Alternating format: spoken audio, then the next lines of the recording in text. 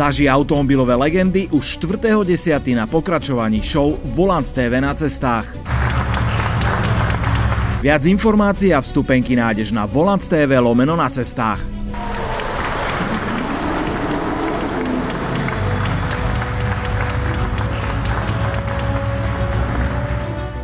V poslednej dobe vám na Volant TV prinášam aj vojenskú techniku a som veľmi rád, že sa to teší veľkej obľúbe. Naposledy to bola legendárna V3 a auto, ktoré ste si v diskusii pod ňou vyžadovali, bolo presne to, v čom dnes sedím. Tatra 813 8x8 Kolos. No a vďaka Múzeu vojenskej techniky na Slovacaringu vám môžem dnes toto auto predstaviť. Takže jedno veľké ďakujem. No ale ešte predtým, než vôbec naštartujeme túto legendu, treba spraviť niekoľko vecí. Minulý týždeň som menil na palivovom systéme hadičku, tak sa pozrieme, či nám neslzí. Otvoríme tento základný prístup k palivovému ústrojenstvu a vidíme, že hadička je tam a neslzí. A pri štartovaní budeme vidieť, či nám teda prestalo padať palivo, alebo nie. Či bude štartovať dlho, alebo či chytí, ako má. To všetko vysvitne. A keby ste nevedeli, tak Láci, čo má na sebe, tak to je originál vzor 60. Teda maskáč Československej armády. Tak, nakoľko všetky stroje udržiavame my sami, vlastnými rukami, sme ochotní prijať určité kompromisy. Ja teraz kontrolujem, či to, čo tečie, netečie moc.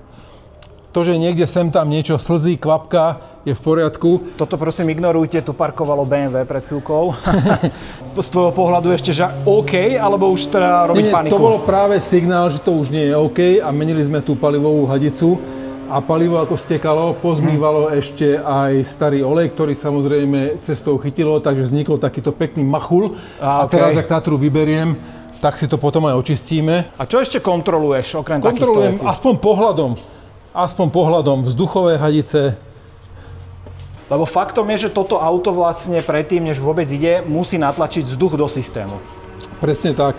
Bez vzduchu to auto síce pôjde, ale nechcel by som stláčať spojku. V podstate sa vždy pozerám, či tam nie je niečo úplne neprístojné, aby sa mi to nestalo na trati, ale nič som nevidel.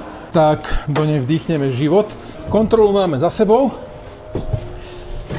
A teraz spravíme len štart. Prvá vec je batériák. Následne si pridáme trošku plynu a len vrtneme štartérom. A teraz vidíme, že nám... Čo sa stalo vlastne? Že? Dal som málo ručného plynu a pustil som pedál a motor prirodzene skápal. Takže... Teraz je dobre. Nastavíme si otáčky podľa sluchu, aby to bolo tak akurát. A počkáme si, kým nám prestane signalizácia hlásiť, že máme málo vzduchu v systéme. Inak, napríklad stlačenie spojky bude výkon hodný veľkej nohy. Ide to, ale vážne ťažko. Samozrejme, vzduch hlavne potrebujeme kvôli brzdám, pochopiteľne.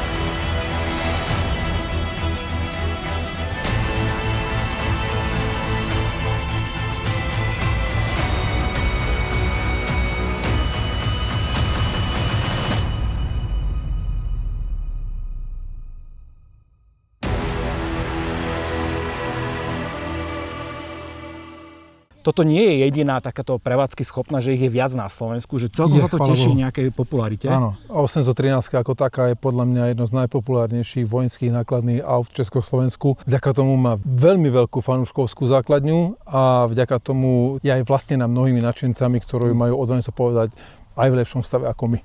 Výrazne lepších stavok, nádherné. Spotreba, mi povedz. Dočítal som sa, že od 40 litrov vyššie a v teréne to bude, že... Do 100, 120. Záleží na tom, keď za to zavesíš tých 60-70 tón v teréne, tak pochopiteľne to za 20 jazdieť nebude. Alebo za 12. A my si tu počítame, nakoľko s tým beháme väčšinou prázdny a nič neťaháme, niečo okolo 40-50 litrov, že na 100 km nám to takto berie. Veľmi príjemná spotreba vedľa z tej 72. Veľmi... Kvázi zadarmo to jazdí.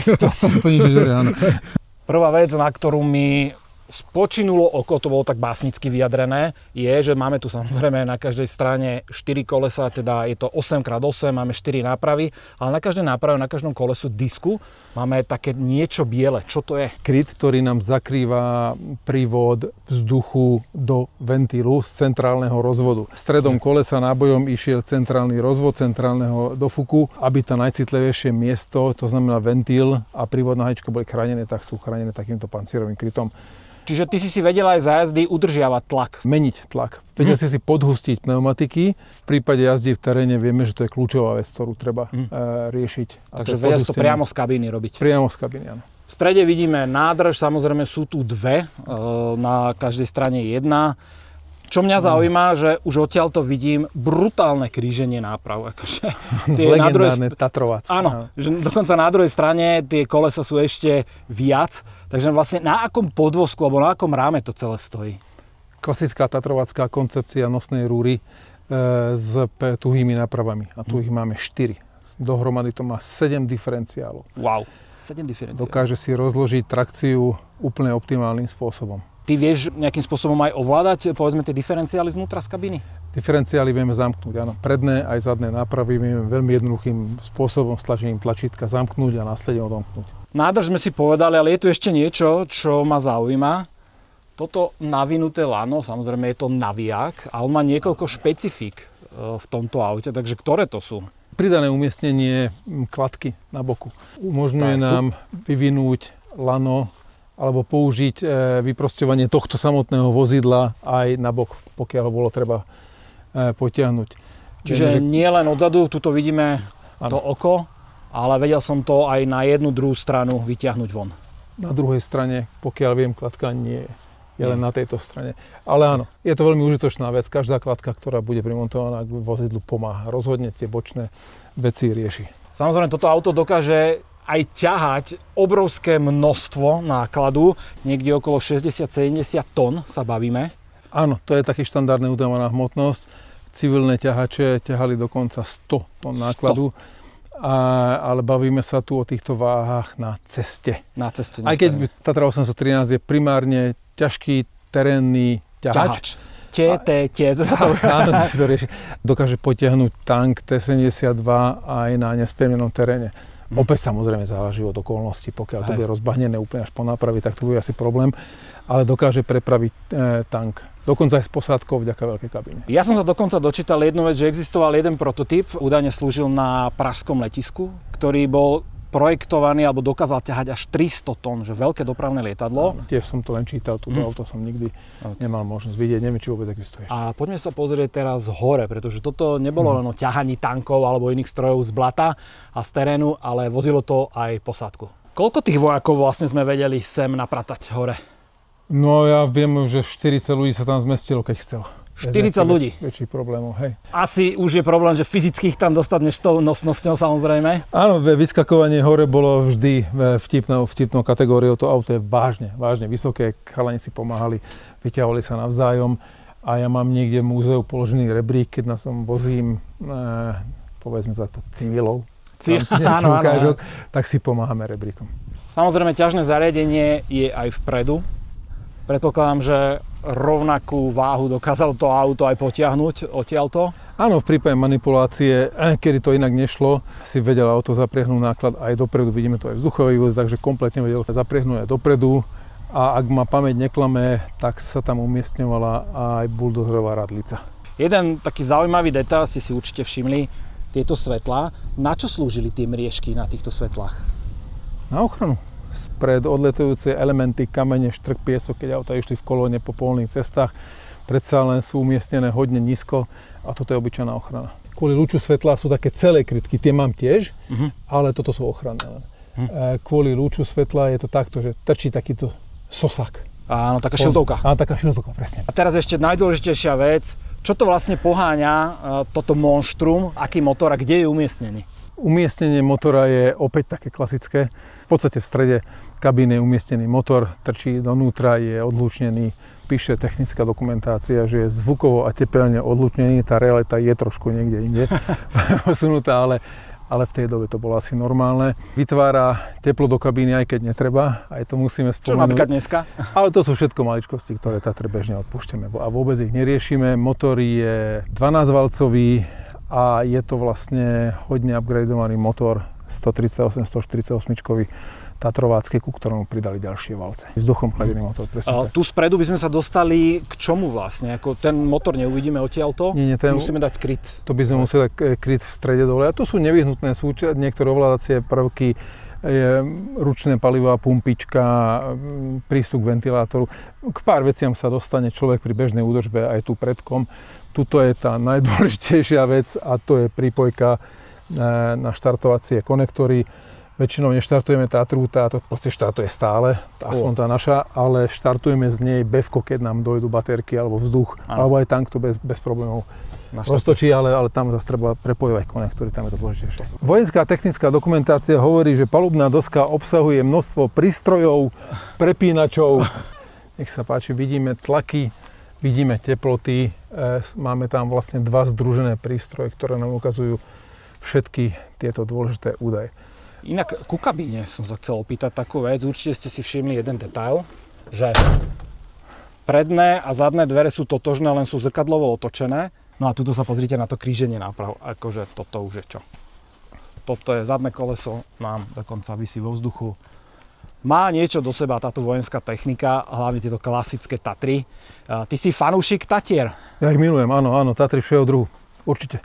No, tak uvidíme, či sa ja zamilujem po tejto krátkej jazde. Ideme teraz na palubu a ešte viacej vyspovedám túto pána armádneho generála. Nie, furt zabudám, akú to máš hodnosť? Armádny čatár. Čatár, ok. Tak pána čatára, ktorý bude za volantom.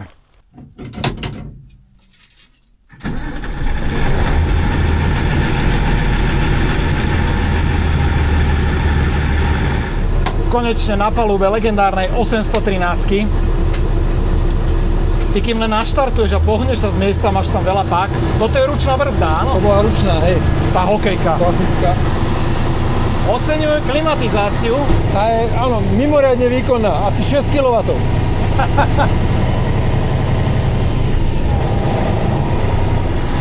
Ale ten hluk tu nie je malý.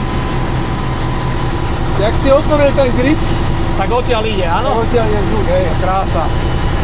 Normálne to auto výrazne tichšie. Možno zatvoríme. Zavreme ho, ja zastanem. Áno. Lebo to je proste hluk. Počkaj.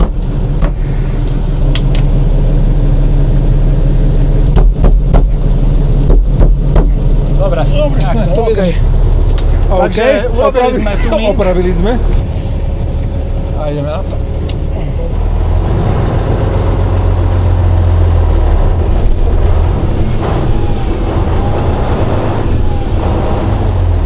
Toto je tajomstvo prevodovej skrine, keď to občas trafí štvorku na miesto dvojky pri rozbehu. Ona sa pohla aj na štvorke, ale ten zvuk nebol úplne optimálny. Ale výhľad je o mnoho lepší ako na V3-ske, lebo nemáš pred sebou žiadnu kapotu. No, tak toto som zvedavý. Á, dobre, brzia. Ty to obrubník 13 nerieši, to vážne. Veďo. Fú, ale pre mňa to nie je také ľahké spracovať aj toto. Aha, toto sú len obrubníky. Á, tak toto áno. Ale nechytáme ani predok, že vlastne Nie. má to také nábehové uhly brutálne. Strašné, ukážem ti na veľkom kopci, že skutočne nerieši absolútne nič. Teraz si zapneme uzávierky, lebo ideme predviesť bočný náklon. Tu máme nejakých 25 stupňov, Tatra vydrží 30 bez problémov, takže... Oha. Vlastne sme si aj nevšimli, že ideme cez nejaký bočný náklon. Ja som si to všimol.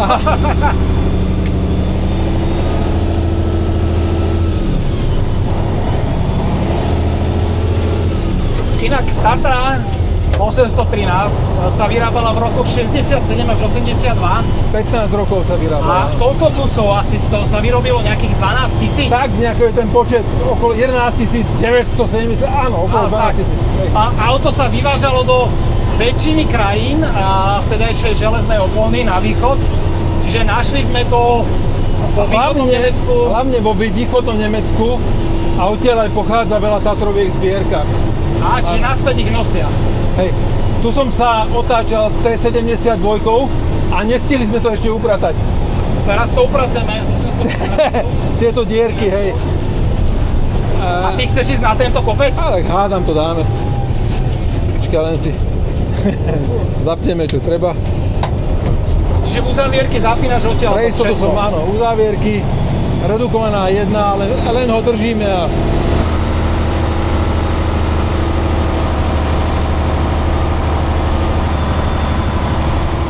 Sranda je tento príjazdový uhol, to nazvime predkom, pretože zo skúsenosti viem, že tam mám asi 5 cm. Čiže veľmi, veľmi pomaly. Ty vole, tak toto je... Však, pozri sa, nebrzdím. Vieš, to nechcem vidieť. Ideme na redukciách, klasicky. Nohy mám v lufte! Vypneme uzávierky, lebo sa neotočíme.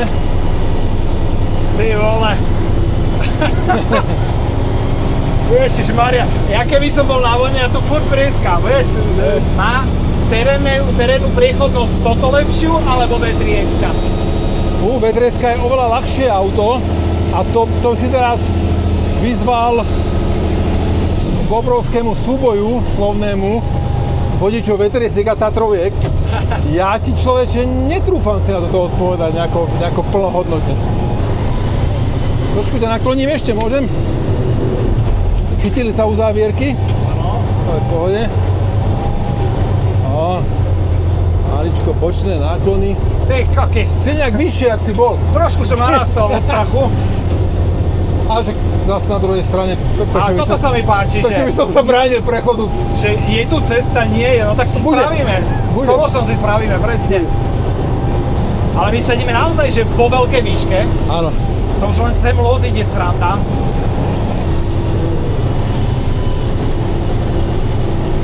Tuto si vyššie jak autobusár. Keď dojdeš na križovatku, tak on sa pozerá hore.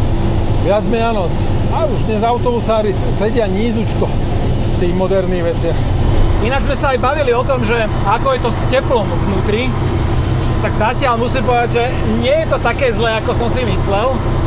Veľmi tomu pomáha aj táto deka, ktorá je tu, táto izolačná.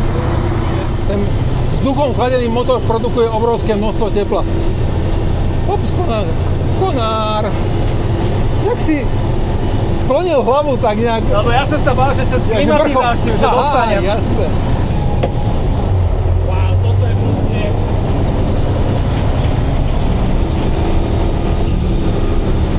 Úplne cítim, jak tých 8 kolies ide po tom pracuje jak teréne. húsenica, jasné. Normálne mi dochádzajú slova. No na to, že je to rozbité od tankov, ten prejazd proste je, aký je, no. A to je celkom slušné tempo cez ten terén. V tomto sa cítiš vážne chalansky v tomto aute. Áno, áno, áno. Vážne si nad vecou, vieš. Akože seriózne si nad vecou. Toto je auto pre chlapov, nie G-čka, takéto veci, ale toto, Tatra 813. Pozapíname čo treba. Zase môj obľúbený náklon. Polobočno, ešte nejakú drevenú kladu tu mám, pozerám. Už som kľudnejší, musím... No, dobre. Ako nôž do masla. Áno. Wow. Ale to je jaká páka toto.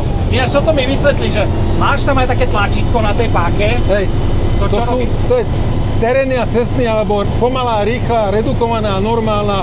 Inými slovami si viem zapnúť redukciu prostredníctvom pneumatického ovládača, bez problémov.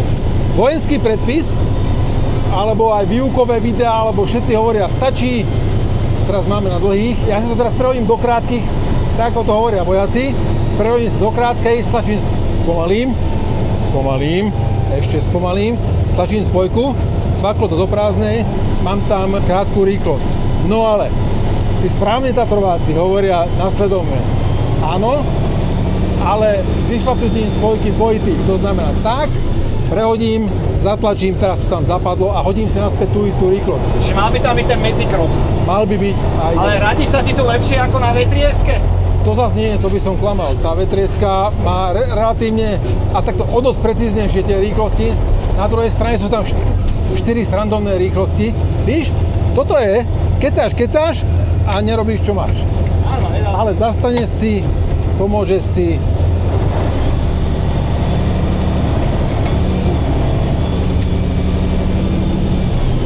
Ale tieto uhly, tie sú brutálne. A to ešte ideme... Tie uhly má nádherné, hej, čo ona vláda. Mimochodom, prvý prototyp tohto auta, alebo len podvozku, prišiel v roku 60 a postavili ho v Bánovciach nad Bebravou.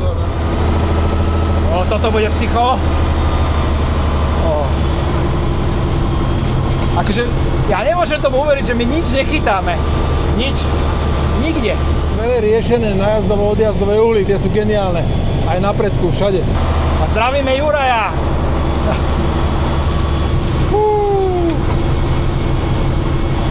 Paráda. Zasúvame. Ideš zacúvať No jasné. Nádherná vec na tej Tatrovke je, že je čitateľná. Úžasné je v tom, že fakt ju vodič dokonale cíti. Čítajú, vie, kde má ktorý roh. Jazdí sa s tým veľmi dobre. My tam budeme cúvať a ja som si to tak šikovne tam nastavil, že mám podľa mňa na ľavej strane 10 cm. Ja viem a všetci Tatrováci teraz povedia až tak veľa. Je to pravda. Dá sa s tým ísť veľmi, veľmi, veľmi presne. Tak toto klobúk dolu, lebo toto by som si ja asi netrúfol.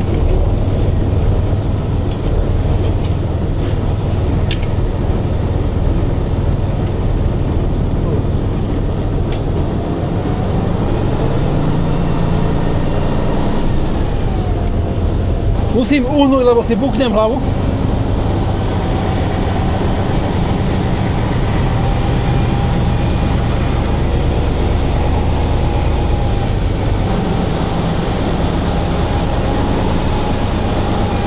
A sme doma.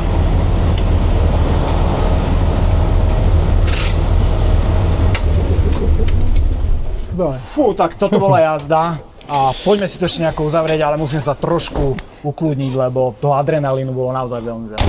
Laci, toto bol pre mňa jeden, že mega zážitok. Jednak kvôli tomu, že konečne som sedel v tej legendárnej 813, ktorá navyše je 8x8 kolosto, najväčšie, čo sa dalo vôbec zažiť. A druhý taká časť toho zážitku je jednoznačne, že čo to auto dokáže nielen na papieri, ale v reále. My sme tu samozrejme nerobili nejaké extrémy, išli sme skôr o to, aby sme ukázali, ale zároveň aj zachovali tú techniku.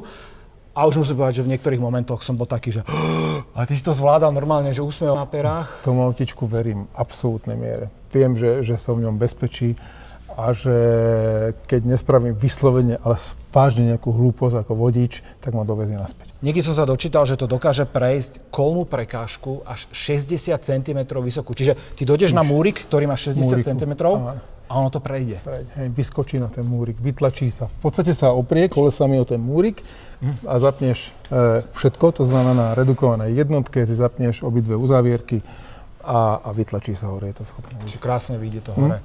Ešte jednu vec, takú z praxe ma zaujíma, servisovať toto auto. Ako sa nám to zháňajú diely? Že niečo tu odíde? Či na motore, na podvozku? Stále ťažšie. Ešte stále existujú špecializované hlavne e-shopy, na ktoré sa väčšinou dajú zohnať diely. No a keď to zlyhá, tak sa telefonuje kamarátovi a kamarát zavolá ďalšiemu kamarátovi. A ten zavolá tebe. Áno, vráti sa kolečko a v nejakej dielni sa nakoniec nejaké riešenie nájde. Úžasné je to, že obrovské množstvo dielov sa dá opraviť, repasovať, respektíve nejakým spôsobom priviesť opäť k životu. No a chvála Bohu na hadice, čo je asi najčastejší problém, bojujeme s pryžovými dielmi.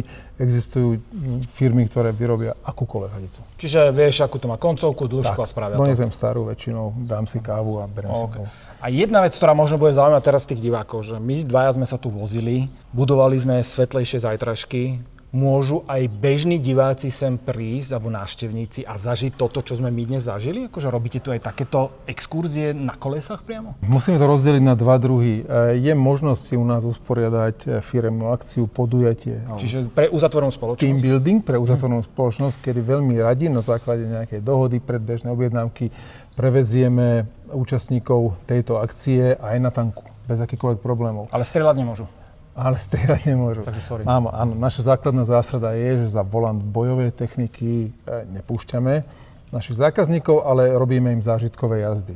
Pokiaľ by náš návštevník múzea chcel zažiť techniku v pohybe, tak sporadicky a nie úplne v plánovaných termínoch usporiadávame dni, ktoré sa volajú Múzeum v pohybe. A vtedy vyťahneme 4, poťažmo 5 kusov techniky, ktorými niekoľkokrát denne tu jazdíme ukážkovo, ale nevozíme zákazníkov. OK, takže môžu sa pozrieť v pohybe, môžu to počuť. Takže týmto by sme asi ukončili toto video. Ešte raz veľmi pekne ďakujem za ukážku. Príďte sem priamo na Slovakia Ring do Múzea techniky. Čo je dôležité, každý kus techniky je životaschopný. Takže v tých náhodných intervaloch, ako si povedal, ich oživuješ a chodíš s tým von. A ak by ste mali akékoľvek otázky alebo vec, ktorú sme nespomenuli, tak samozrejme píšte to dolu pod video, alebo skočte osobne túto za Lacím priamo do Múzea vojenskej techniky. Len jediná vec sa zmení, on už žiaľ Bohu nebude v tomto krásnom úbore, lebo vonku máme 30 stupňov a tebe úplne, že nie je najpríjemnejšie. Som tak jemne spotený. Takže príďte ho pozrieť, ale nespoznáte ho práve v takom civilnom oblečení, ale dnes kvôli nám si dal. Takže ešte raz ďakujem a my sa vidíme pri ďalšom kuse vojenskej techniky. Kľudne napíšte z toho všetkého, čo tu je, čo by ste chceli vidieť v ďalšom videu a možno to oživíme. Napríklad tú stíhačku. Dobre, už dole namontujeme motor, ale to je maličko, dajme 2 dní. Dobre, takže píšte a ahojte.